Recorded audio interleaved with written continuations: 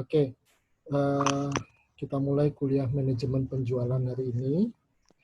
Saya rekam kuliah kita ini. Kalau rekamannya berjalan lancar, nanti saya akan masukkan ke dalam YouTube, dan nanti yang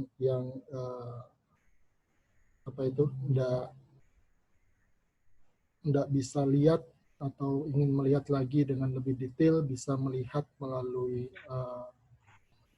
YouTube-nya itu. Ya, sebentar ya. Ya, Pak.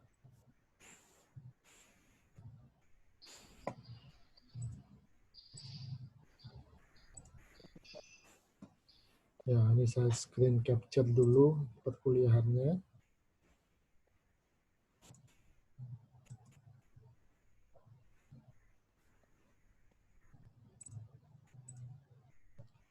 Oke, ya saya share screen.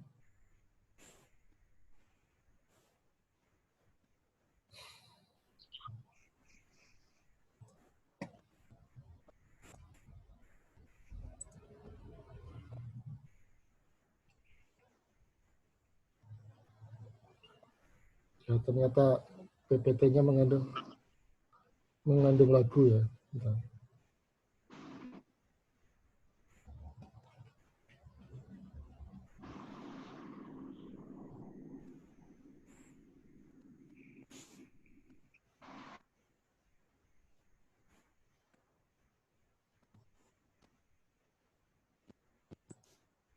Ya, PPT-nya mengandung lagu, saya matikan dulu. Ya. Oke. Ya, hari ini kita akan bicara tentang handling objection dan closing technique gitu ya. Kita mulai kuliahnya. Jadi bagaimana menangani penolakan dari customer. Sebagai seorang penjual, pasti kita akan mengalami penolakan atau objection dari konsumen gitu ya. Dan itu sesuatu yang lumrah gitu ya. Tapi masalahnya bagaimana kita bisa menangani penolakan dari konsumen tersebut.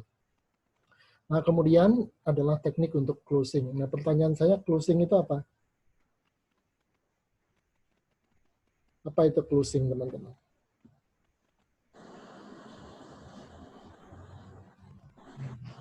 Halo? Ya, apa itu? Iya. Apa itu? Pendekatan. Gimana?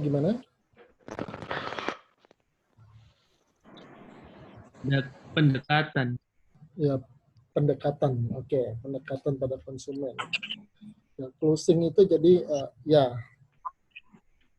bagaimana kita bisa mendapatkan kesepakatan pembelian dari konsumen, jadi konsumen bersedia membeli produk kita, tentu bukan sekedar kesepakatan lisan, tapi biasanya ditandai dengan pemberian uang muka atau down payment atau DP sebagai tanda bahwa konsumen hendak membeli produk kita itu.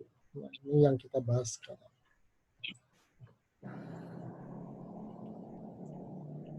Oke. Nah, tadi saya bilang kalau kita bicara dengan konsumen, maka konsumen itu pasti nanti akan ada yang mau membeli produk kita, ada yang mikir-mikir, ada juga yang menolak. Nah, menolak itu dikatakan tidak berarti bahwa konsumen itu tidak bersedia untuk membeli produk kita. Karena konsumen itu bisa saja menolak karena dikatakan ada yang pertama kesalahpahaman. Ya, jadi mungkin apa yang ditangkap oleh konsumen itu tidak berdasarkan fakta yang sebenarnya terjadi. Ya, jadi ada kesalahpahaman dengan konsumennya. Nah, kalau seperti itu maka tugas kita sebagai sales untuk meluruskan kesalahan itu, gitu ya. Jadi supaya kesalahan itu tidak menghalangi konsumen untuk membeli, gitu ya. Persepsi yang keliru itu tidak menghalangi konsumen untuk membeli. Tentu dengan cara yang baik, cara yang tidak menggurui, gitu ya. Karena kalau kita kita menggurui meskipun product knowledge atau pengetahuan produk itu adalah berada pada diri kita sepenuhnya sebagai sales, dan secara umum tentu kita harusnya lebih tahu tentang produk itu dibanding calon konsumen. Ya, kalau tidak ya jangan jadi salesnya gitu kan. Nah, tentu saja kita harus sedemikian rupa mempersuasi konsumen sehingga konsumen itu tidak merasa digurui gitu ya. Ingat bahwa yang kita kehendaki itu adalah bukan memenangkan perdebatan gitu ya. Anda bukan bertujuan berdebat. Sesuai judul chapter kita ini adalah apa? Terjadi closing ya. Komitmen dari konsumen untuk melakukan pembelian. Jadi bukan memenangkan perdebatan tentang siapa yang lebih benar, lebih tahu, lebih pintar, lebih cerdas, bukan itu. Gitu ya. Tapi bagaimana konsumen itu pada akhirnya bisa melakukan closing. Nah, kemudian juga ada keberatan yang sifatnya valid, ya, kekhawatiran-kekhawatiran yang masuk akal, ya. Nah, di sini kita pun harus menjelaskan sedemikian rupa, ya. Kalau seandainya itu sesuatu kelemahan, jangan ditutupi, gitu ya. Tapi juga sebisa mungkin jangan terlalu menyentuh area itu, gitu ya. Jadi kalau konsumennya tanya, ya sebisa mungkin kita jawab, tapi dengan cara yang tidak manipulatif. Artinya kalau itu memang fakta, ya kita bisa beritahukan, tapi kita usahakan untuk dia berbelok ke aspek-aspek lain yang menjadi nilai positif dari produk kita, gitu ya. Atau hal-hal yang ada di dalam diri konsumen sendiri, yang mungkin kondisi dia, keluarga, keuangan, dan sebagainya, ya mungkin kita bisa bantu gitu ya sebagai seorang sales. Sehingga pada akhirnya kekhawatiran sales itu menjadi sesuatu yang bisa kita tangani sebagai seorang sales kepada customer. Nah, objection atau penolakan itu dikatakan merupakan apa? Tanda bahwa customer itu meminta suatu informasi. Jadi jangan takut dengan penolakan itu. Oh ya, PowerPoint lengkapnya saya taruh di ULS seperti biasa ya. Nanti silakan dicek di ULS-nya. Ya, nah Iya, jadi Pak. objection itu tanda bahwa konsumen itu tertarik. Kalau konsumen itu Anda jelaskan tentang produk Anda, kemudian dia diam, iya aja, itu ada dua kemungkinan. Ya. Dia mungkin tidak memperhatikan apa yang Anda sampaikan, atau memang dia tidak tertarik. Nah, justru kalau dia mempertanyakan dengan kritis, kemungkinan dia ingin menggali informasi lebih lanjut. Jadi sebagai sales, Anda jangan down atau khawatir dengan penolakan konsumen tersebut. Nah, dikatakan, Pak Fedi. ya, ya silakan. Maaf Pak, bukan mau nyela. Itu suaranya agak kurang kedengaran Pak, jadi agak kecil gitu. Suara yang mana? Suaranya Bapak maksud saya. Oh gitu. Ini Ya. harusnya sudah maksimal sih, tes. Oh, ya udah Pak, nggak apa-apa Pak, nggak apa-apa. Tes. Ini masih kecil. Karena suaranya udah saya maksimalkan. Ini saya pakai headset ini. Oh, iya Pak, nggak apa-apa Pak. Udah jelas kok Pak. Oh, oke. Kalau ini kan nggak kedengaran ya. Ini kecil ya. Tes. Cukup kok harusnya. Ini maksimum ini. Harusnya ini yang terbesar ini. Cukup jelas Pak. Sudah jelas Pak. Oke. Jelas Pak, jelas. Cukup. Oke, karena ini sebenarnya saya pakai headset kalau Anda bisa lihat. Oke. Ya udah.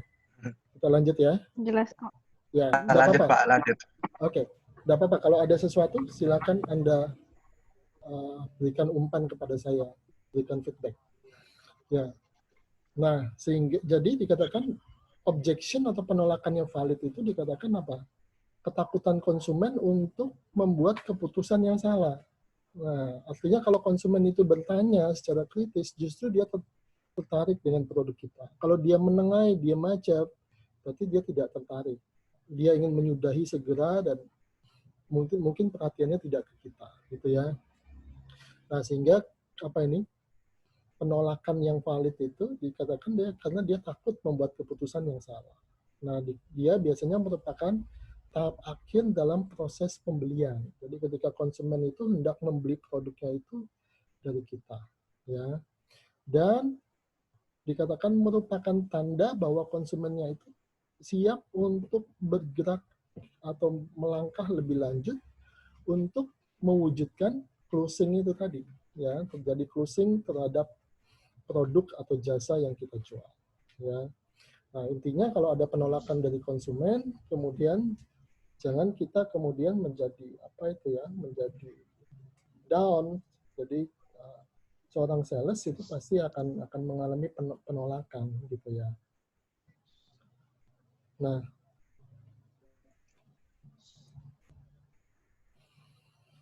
ini penolakan yang biasanya umum terjadi, ya. Biasanya tidak cukup waktu, gitu ya. Jadi wah, saya sibuk, gitu ya, lagi rapat, saya tidak punya uang, gitu ya. Saya tidak ingin berpikir tentang membeli produk ini, gitu ya. Atau saya ingin bicara dulu dengan pasangan saya, dengan pacar saya, atau dengan istri saya, gitu ya. Nah, ini beberapa alasan. Tentu tidak semua calon yang kita prospek itu pada akhirnya akan membeli. Kan kalau kita punya database, ibaratnya database mentah itu kan harus kita saring menjadi potensial customer, gitu ya. Nah, dari potensial customer itu pun belum tentu pada akhirnya memang mereka akan membeli, ya. Jadi kalau memang pada akhirnya dia menolak, keberatan, dan pada akhirnya memang tidak benar-benar membeli, ya tidak apa-apa. Kadang ada yang iseng tanya dan sebagainya, tidak ada masalah, gitu ya.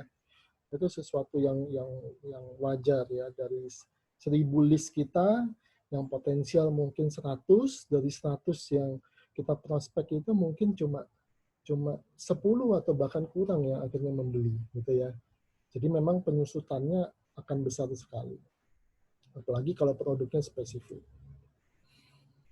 Nah, di dalam penolakan oleh konsumen, ya dikatakan seseorang itu akan memiliki kekhawatiran kalau mereka hendak membeli suatu produk atau membeli suatu yang memerlukan komitmen, terutama kalau produk itu nilai barangnya besar, gitu ya, nilai barangnya besar, beli rumah, gitu ya, atau membutuhkan komitmen jangka panjang, ikut asuransi, masuk ke perguruan tinggi, itu kan komitmen jangka panjang. Dan bagaimana kalau nanti saya salah jurusan? Kuliah 4 tahun kan jadi percuma, gitu kan. Nah, itu bisa menimbulkan kekhawatiran. Atau produk itu merupakan produk yang kompleks, jadi dia memiliki spesifikasi yang rumit, yang si calon customer-nya itu tidak bisa membayangkan, tidak mengerti, khawatir dia salah beli, ya, tidak tahu PK-nya. PK itu produk knowledge-nya, ya. Dia tidak mengerti produk knowledge-nya. Nah, concern ini juga bisa, kekhawatiran ini juga bisa berbeda-beda antara satu orang dengan orang yang lain. Misalnya, saya tidak mau menjual, ya, kalau Anda di prospek menjadi seorang calon penjual juga, gitu ya, misalnya jadi anggota MLM, atau saya tidak punya cukup waktu, gitu ya. Jadi tergantung pada setiap kondisi dari customer-nya itu bisa beda-beda. Nggak ada orang yang punya kondisi yang sama, dan respon dia akan tergantung pada kondisi dia dan lingkungannya, serta pengetahuan dari konsumen itu. Nah, dikatakan kemudian objection ini juga merupakan cara dari calon konsumen untuk mengekspresikan keinginan mereka, gitu ya. Jadi saya ingin suatu produk atau jasa yang begini. Nah, biasanya dia akan menampilkan keberatan atau kekhawatiran atau penolakan dia. Nah, secara teoritis dikatakan objection itu bisa diubah, penolakan itu bisa diubah menjadi suatu objektif, tujuan, ya. Dengan cara apa? Dengan cara menyatakan kembali dalam bentuk pertanyaan penolakan tersebut di dalam suatu bentuk tujuan, gitu ya. Nah, secara garis besar ini seperti membelokkan gitu ya, sesuatu yang negatif kita belokkan menjadi positif. Tentu sekali lagi catatan saya adalah apa? Tidak semua penolakan itu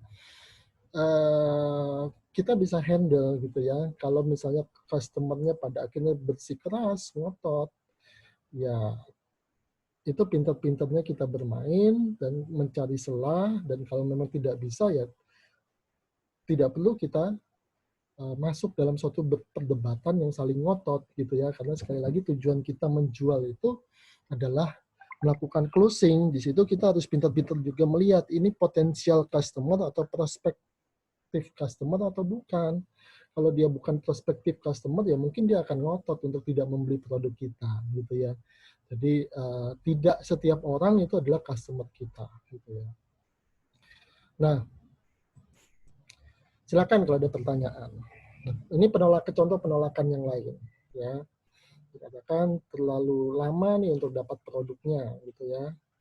Nah, itu bisa kita ubah loh. Bapak pingin produk ini sudah sampai ketika Bapak membutuhkannya kan. Nah, ini berarti kita menjanjikan sesuatu. Tentu kalau kita mempromis menjanjikan sesuatu, maka apa yang kita janjikan itu harus benar-benar terwujud gitu ya, harus benar-benar terwujud. Jadi jangan hanya kemasannya gitu ya. Kemasan itu di dalam pemasaran penting ya, packaging kemasan. Don't judge the books by its cover. Jangan melihat buku cuma dari covernya gitu ya. Ya, kalau di dalam pemasaran penjualan itu enggak terlalu berlaku gitu ya. Tapi kemasan itu juga harus ditopang oleh apa? Isi produk yang sebenarnya. Nah, itu yang penting ya. Karena kalau tidak ya nanti konsumennya kecewa dan itu dengan mudah menjadi viral kekecewaan itu gitu ya. Karena sekarang ini kan zamannya sosial media dan segala sesuatunya mudah menjadi viral. Ini kekhawatiran yang lain, misalnya harga Anda terlalu tinggi gitu ya, harga Anda terlalu tinggi. Ya. Apakah Anda ingin mendapatkan nilai produk yang cocok untuk uang yang diberikan, begitu kira-kira. Nah, kita bisa ubah objection-nya, penolakannya menjadi suatu tujuan. Ya. Tentu kita harus sampaikan setelah itu value-nya apa aja sehingga dia akan menjadi suitable atau proper untuk commanding a premium price, menetapkan harga yang tinggi gitu ya. Saya enggak cukup punya uang gitu ya. Berarti Bapak ingin menggunakan waktu Bapak secara bijaksana dengan investasi ini kan gitu ya. Nah, tapi setelah itu harus kita jelaskan. Artinya apa? Kemasan itu juga harus ditopang oleh produknya gitu ya. Nah, itu yang menjadi tantangan kita sebagai perusahaan. Bagaimana produk itu bisa bagus gitu ya. Karena sehingga dia bisa menopang kemasan yang juga bagus, kemasan komunikasinya gitu ya. Kalau tidak ya akan menjadi sulitan gitu ya, menjadi sulit. Karena kita tentu tidak bisa membohongi gitu ya konsumen itu terus-menerus, dan ini dunia sosial media yang sebentar saja akan viral kalau kita melakukan sesuatu yang tidak benar gitu ya. Kemudian dikatakan saya tidak ingin menjual kepada keluarga saya. Ini contoh keberatan yang lain. Lalu dengan menjual produk ini justru kita akan meningkatkan kekerabatan di dalam keluarga kita gitu ya. Tapi ya harus ada sekali lagi apa di belakang itu reasoningnya. Jadi nggak sekedar hanya jual sesuatu yang kelihatannya manis tapi kemudian nggak bagus di situnya. Gitu ya. Oke. Monitornya jangan dicoret-coret ya. Siapa yang nyorotin monitor itu? Oke.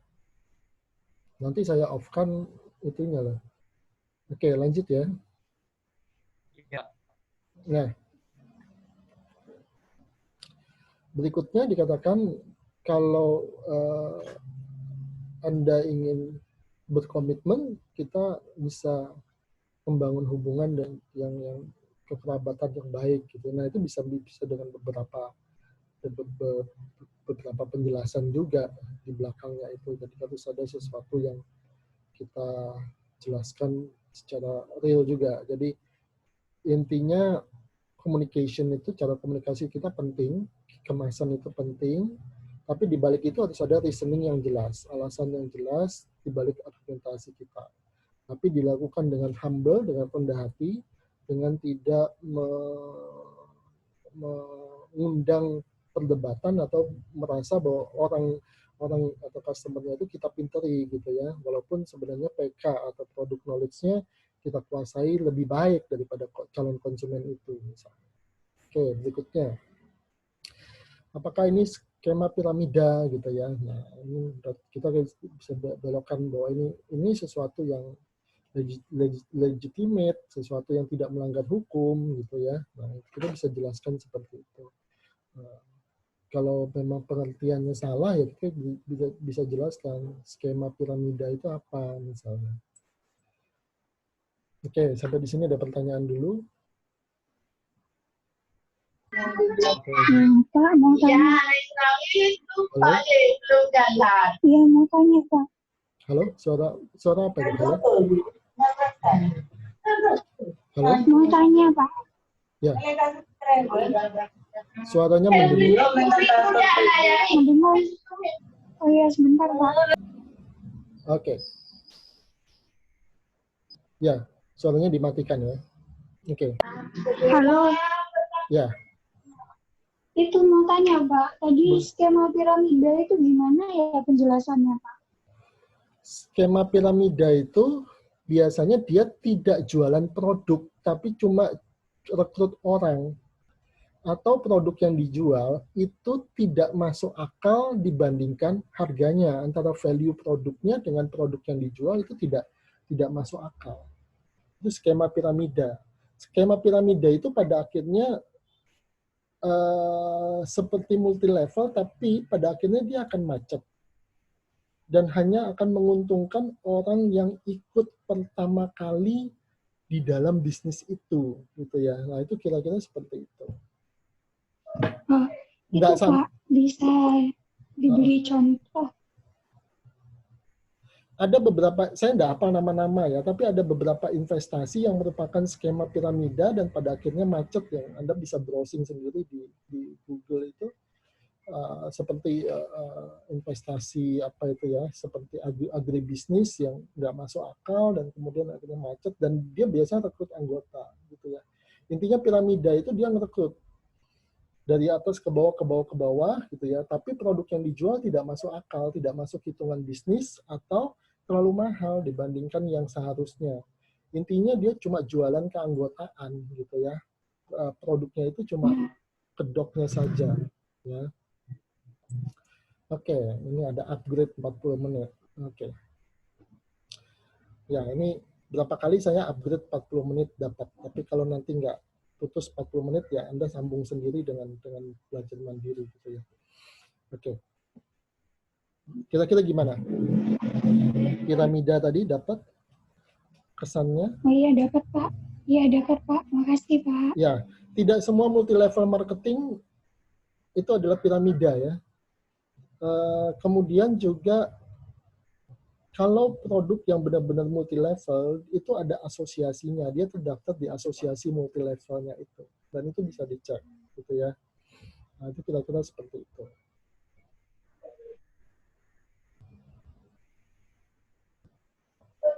Oke, saya lanjut ya. Iya. Nah, dikatakan apa? Objection itu merupakan apa? Keinginan untuk mendapatkan informasi lebih lanjut, sehingga objection itu atau penolakan itu perlu justru didorong, dikeluarkan, terutama kalau dia tidak terungkapkan. Mungkin orangnya introvert, pendiam, sungkan, wis dengerin aja, menengai, diam aja, tapi pokoknya nanti tak tolak, mengaku tahunya kalau jual apa barang itu kayak gini kok gitu ya. Nah itu lebih baik dia bisa mengungkapkan ya, sehingga kita sebagai sales itu tidak perlu defensif dengan penolakan dari konsumen gitu ya, nggak perlu pas apa itu ya kita punya punya apa itu ya harga diri itu ya, tapi intinya di sini bukan menang-menangan gitu ya. Nah, tujuan Anda melakukan closing. Dikatakan apa? Konsumen tidak akan membeli produk Anda sampai kekhawatirannya terpuaskan, terjawab. Terutama tadi apa? Produk yang risikonya besar. Apa itu? Produk yang kompleks, spesifikasinya rumit, produk yang tidak dia kuasai dengan baik, gitu ya. Kemudian produk yang harganya mahal atau yang membutuhkan komitmen pembayaran dalam jangka panjang. Ya, beli rumah misalnya, begitu salah beli rumah, tempatnya banjir, tempatnya apa itu dekat pembuangan sampah atau apa, wah kita akan kesulitan menjual rumah itu di masa depan, gitu ya. Ada pertanyaan, silakan. Saya Pak mau tanya Pak. Boleh. Gini Pak, saya tadi kembali ke awal juga sih Pak, yang awal-awal Pak Freddy bilang untuk customer potensial itu loh Pak. Ya. Nah itu untuk cara kita ngelihat sebagai seorang sales itu ngelihat customer yang potensial itu kayak gimana sih Pak? Apa ada ciri-cirinya atau apa gitu? Ini tergantung produk atau jasa yang dijual apa. Itu yang pertama ya, karena produk atau jasa yang dijual itu akan berbeda-beda nanti customer potensialnya gitu ya. Kemudian yang kedua tergantung harga produknya dan daya beli si konsumen itu. Artinya kalau produk itu misalnya kalau kata dia rumah yang harganya 5 miliar, tentu Anda tidak masuk akal kalau Anda menjual rumah seharga 5 miliar ke orang yang pendapatannya 10 juta rupiah per bulan. Karena tidak akan nutupi sekalipun rumah itu di KPR-kan, gitu ya. Nah, itu Anda bisa lihat dari situ. Iya. Ya, tentu kita tidak akan mungkin bertanya secara to the point kepada customer, saya mau jualan rumah 5 miliar, penghasilanmu saya piro. Nah, itu tidak bisa. Tapi kita bisa menggali informasi dari sumber-sumber lain. Misalnya kayak melihat spendingnya dia sebulan berapa. Oh, kalau belanja dia mungkin 5 juta sebulan, ya mungkin pengeluaran dia 5 juta sebulan, mungkin pemasukan dia 10 juta sebulan ada, gitu kan, 50% pengeluarannya. Atau dari penampilan dia, gitu ya. Walaupun tidak semua orang yang penampilannya kaya akan benar-benar kaya, sebaliknya tidak semua orang yang penampilannya biasa-biasa saja tidak punya uang, gitu ya. Kalau Anda lihat bos-bos yang ada di Kembang Jepun itu kan mereka penampilannya sederhana-sederhana semua, tapi kan uang mereka banyak, gitu ya. Emas mereka berkilo-kilo itu sih, yang pengusaha-pengusaha dari golongan apa itu tradisional, gitu ya, pengusaha apa itu pecinan atau golongan-golongan tua itu kan mereka konservatif semua kalau dari sisi keuangan pengelolaannya. Nah, itu kita bisa lihat di situ. Ya, klub-klub tertentu, komunitas-komunitas tertentu mungkin menunjukkan kecocokan dengan produk yang Anda jual. Nah, itu bisa Anda cari juga dari situ, potensial customer-nya. Ada pertanyaan lagi? Oke Pak. Oke. Ada, saya mau tanya lagi sih Pak. Jadi gini, kan kalau tadi kan Bapak ngeliat untuk customer yang potensial itu tadi ya Pak ya. Nah sempat ada klien tanya ke saya, ini kan properti gitu loh Pak, seumpama di properti. Jadi ada klien tanya, saya sudah kasihkan listingan rumahnya yang sesuai dengan yang diminta, dan saya juga sempat follow up sesuai dengan ngasih listingan rumah lain gitu loh Pak. Nah dengan harga yang sama bahkan. Tapi klien itu cuman hanya sekedar sebatas membaca aja gitu, membaca informasi yang saya kasih ke dia. Terus sempat kaget, saya kira besoknya ya Pak, dia itu saya kira ngechat saya buka chatnya ternyata malah nge-share apa namanya resepnya sambal terasi gitu loh Pak. Saya bingung loh, orang ini mau beneran tanya atau hanya sekedar ya, apa berarti gitu. Anda Itu saya gimana? Ya saya cuma agak kurang ngerti gimana sih Pak cara nge-handle kliennya itu kayak gimana, nge-handle tamu, cara nge-follow up-nya juga gimana, kayak gitu sih Pak.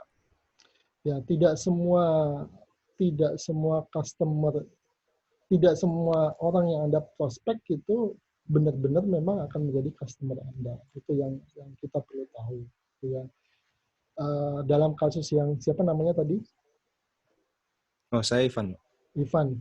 Nah, dalam kasus yang Ivan ceritakan itu mungkin dia memang saya kira tidak benar-benar ingin membeli sesuatu dari Anda, tapi malah dia memang ingin menjual produk lain kepada Anda gitu ya.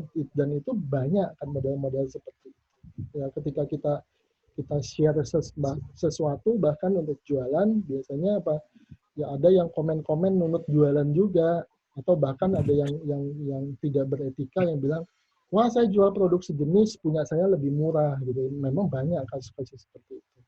Ya kita harus mencari memang orang yang hendak mencari properti itu gitu ya, yang benar-benar mencari properti itu.